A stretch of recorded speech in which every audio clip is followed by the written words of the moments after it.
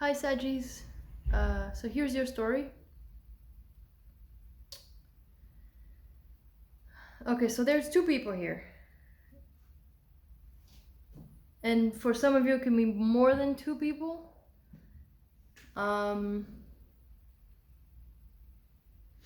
explain. So this is a story about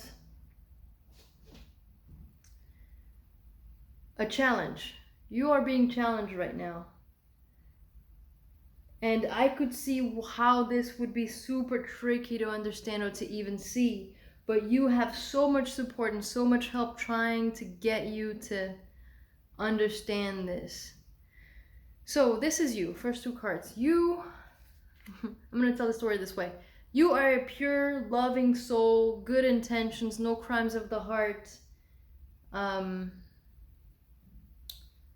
Just well-meaning, beautiful person. Very charismatic, very attractive. This is you. The nectar and the kiss. So you know this about yourself. That you are a sweet person. You have a lot to offer. You've got great dreams. You've got great messages to offer the world. You just got this goodness about yourself that you value, that you've already found within yourself and you value. You are also the kind of person who loves you're perhaps a hopeless romantic, cat hair everywhere. A hopeless romantic. You love romance. You love love. You love sweet moments. You love laughing, joking. You just live for that. You're a positive person. And the shadow side of being that is both of these things is that one, sometimes you have a hard time seeing your flaws. It's almost like you insist on the positives. You insist on always being so positive that you almost just push away seeing negatives or admitting negatives about yourself and others and those kinds of things. And the shadow about yourself in this situation is that you are more prone to seek short-term gratification rather than understanding the patience and the quality of long-term, deep, healthy connections. So, positive and negative sides of yourself in this situation, in this challenge. You are now presented with a challenge to find, I want to say the truth, find a different perspective, a deeper perspective, a deeper way to look and see and feel. Something in you right now is being open for you to be able to perceive your surroundings and yourself in a more wholesome way. So where if you push the negatives out and you just want to be a positive and always want to be the light in everyone's day, you're being open right now so that you can see that to be whole, you need to see yourself and others and everything in both lights, in both light and shadow, in both of those aspects. And it doesn't mean that you have to stop being a positive, loving, laughy person, but this is opening you up so you stop being so much of the I need to be the positive one, I need to be the light and the life of the party, that kind of thing.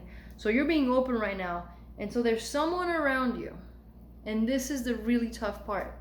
There's someone around you that you cannot, for the life of you, bring yourself to see clearly. It's either it's a lover of some sort, so it's a beloved of some sort, I should say. This could be a relationship, this could be parents, this could be co-workers, friends. There's just something about a person that you feel very attached to or connected with, or that you feel this sense of love with. But the thing is, they are not who you think they are. There's an aspect of them. It's almost like this right here tells me that you almost just make excuses for them, or you only see the good in them, and when you see something bad, you always just twist it to the good, or you just put it aside, or like, yeah, sure, I see it, but their positive qualities overflow. And in this case, that's a good thing, but in this case, it's telling me that it's actually the opposite. No matter how much you twist it, there's something about this person that's actually so well played by them. And this is all in your mind. It's, if you could see it clearly, you would understand the deception or the tricks. Because this person could just be a very unaware, covert narcissist, for example. So there's somebody around you that you love very, very, very much. It could be a father, a mother, a spouse, a boyfriend, girlfriend,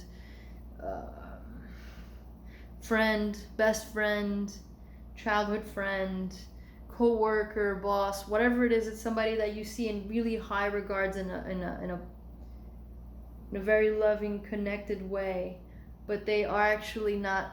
There's a side of them that's stronger than the positive, the light, that you are just not open to seeing right now. And so this is them, the shapeshifter and the crone. The shapeshifter has a lot to do with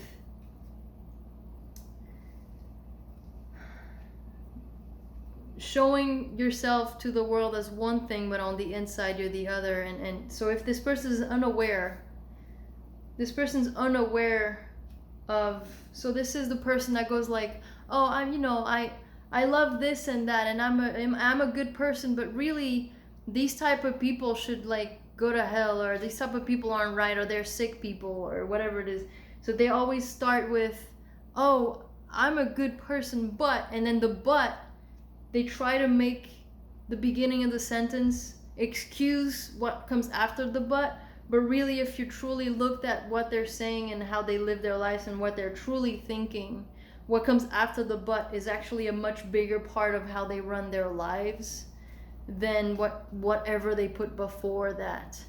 So I'm a really nice person and I would never do anything to this kind of people, but these kind of people should really think, whatever that is, they can play that card of being all cutesy and innocent and very loving, very generous people, but what they really are doing is the shadow part of the crone, which is very destructive. It could be very negative. It's like a mother who tries to guilt you with love, or it tries to control you in loving ways, and because they're loving ways, you're like, oh, it's my mother, she loves me. But really it's just a control mechanism that she might have been employing, or he might have been, if this is a man or a spouse. It's like, but I love you and we're together and I would never do anything to hurt you, but then they do the thing to hurt you. And you can be telling them, you could be telling this person, when you do this, this really, really hurts me deeply. And they're like, but I don't mean to. It's not my intention. If you're hurt, this and that, really, it's really actually hurting you deeply, but you are making excuses. You might be just making excuses and refusing to see that this person, I'm sorry, clearly doesn't care or respect you to the level that you deserve. The next card here for the animal spirit is turtle spirit. It says slow and steady wins the race. So this is telling me that, one, this has been going on for a while. This is not just a couple of months old thing. This has been going on, especially if you have this type of relationship with them. And two, this challenge might actually take you a while to overcome, to get to the bottom of, to really see it for what it is. So let's say from now to the end of the year, this challenge is actually going to be slow and steady and really be revealing itself to you in a slow and steady pace. And this is telling me, the next card is Buffalo Spirit. This is screaming at me, the abundant universe will provide. And this is a very loving thing the universe does for us. Out of unconditional love, it's telling me that it's going to put you through situations for you to see this clearly. Now, these situations could be very painful, but because this is unconditionally loving and the universe will provide, it wants you to see this. It wants you to learn this lesson, to see this for what it is and how it's hurting you and it's not serving you. And it's going to keep bringing up this pain and this lesson over and over again until you finally see it. Now let me go with these Shaman Oracle card. First we have the Witness. This is the first card that came out for the Shaman Oracle card, and this is the last card in the deck, and it's the Witness. So this is telling me two things. One,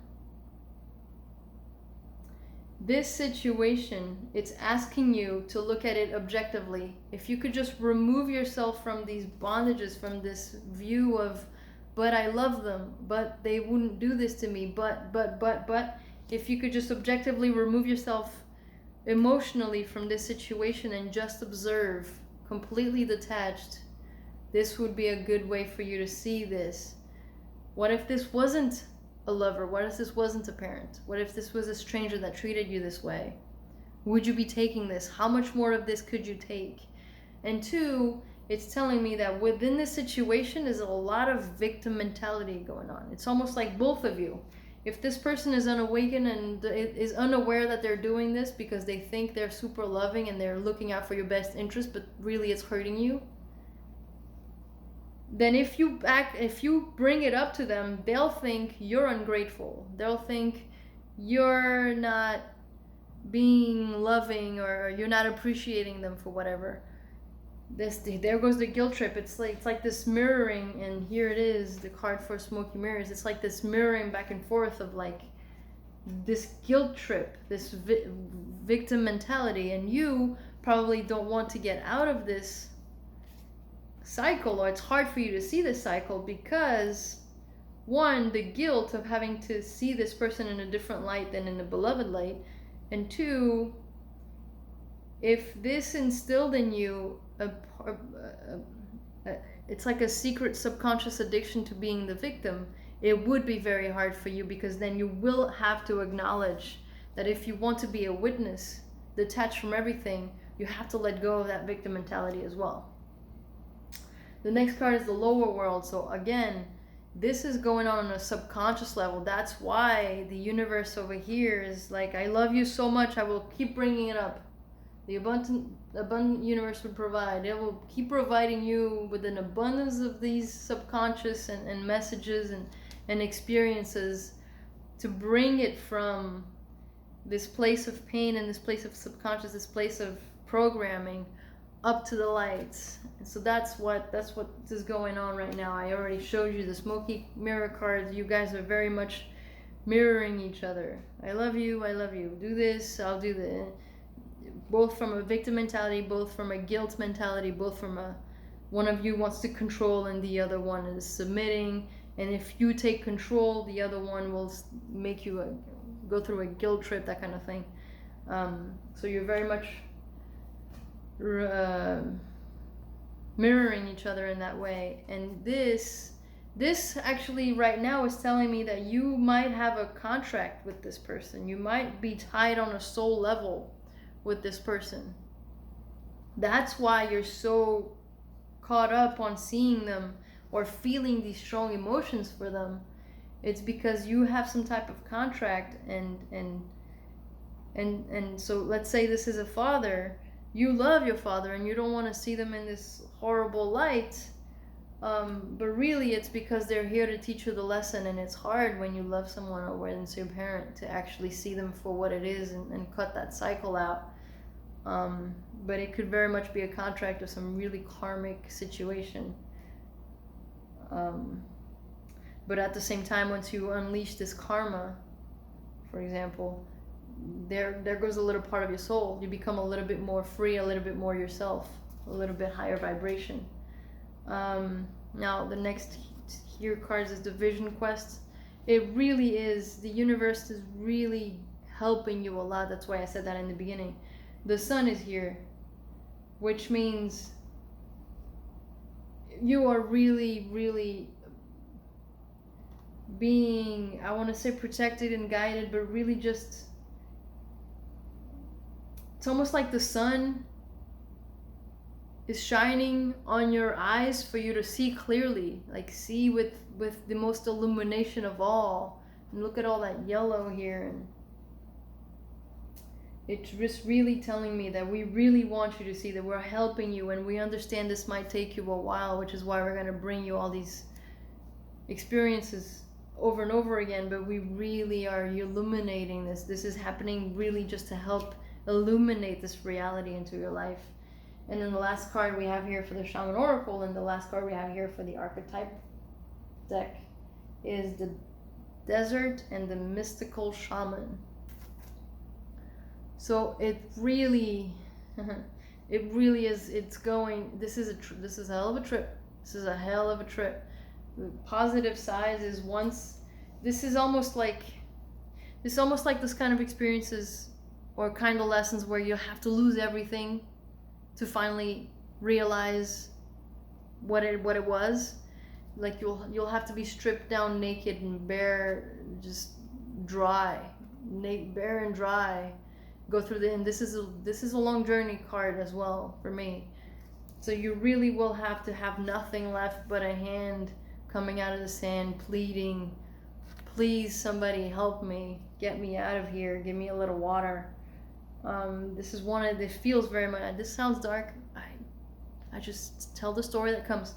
This could very much turn out into, like, the more you drag it on, you're gonna lose a lot of things, because once you have nothing left, you really see the truth of everything. This is like homeless. This would be like homeless status. I don't mean to scare anybody. I'm not making predictions. This is not a prophecy. I'm just saying one of the outcomes to the extreme level of this lesson could be this. And then the Mystical Shaman, really the final product is this beautiful, like, and this came right below the soul retrieval. Really, the reason why you're being so supportive, so helped to see this, and really this means that you will be successful. You will see this. You absolutely are meant to overcome this challenge in the best possible ways, because it's almost like it's on a soul. Like I said, it could be very much of a soul contract. It's on a soul level. This is a lesson that you're meant to learn here right now in this lifetime. And what it will do once you unleash this challenge is you will become more of a shaman, a healer, somebody inside of you that's able to, and these cards are very similar to me in message. You will be able to become that objective person that can look at everything and love them. So you will never lose this light part of yourself. This is you, the loving, the positive, but on a higher level. You will shed once you shed the ego part, the shadow part of these energies, this is what you've become, the light part of these energies, the objective, the higher perspective, the unconditional love healer that you are. It's like your presence is going to be healing. Just being around you, people won't even know, and they'll like feel this joy, feel this love, feel this healing energy. They won't understand really, or some of them might not. But your presence around these people, because you're so bubbly and loving and positive and jokey and laughter driven person. Just your energy of you being in the room is going to change that entirely. But first you must overcome this to call back this part of your soul to become the person that can walk into a room and all eyes are on you, and you're healing people without people even realizing what's going on. So Sag, this is your story. I find it beautiful. I'm sorry if I might have scared you with the whole desert homeless thing. I tell the stories how I tell them. So I hope it helps, and I will see you next time.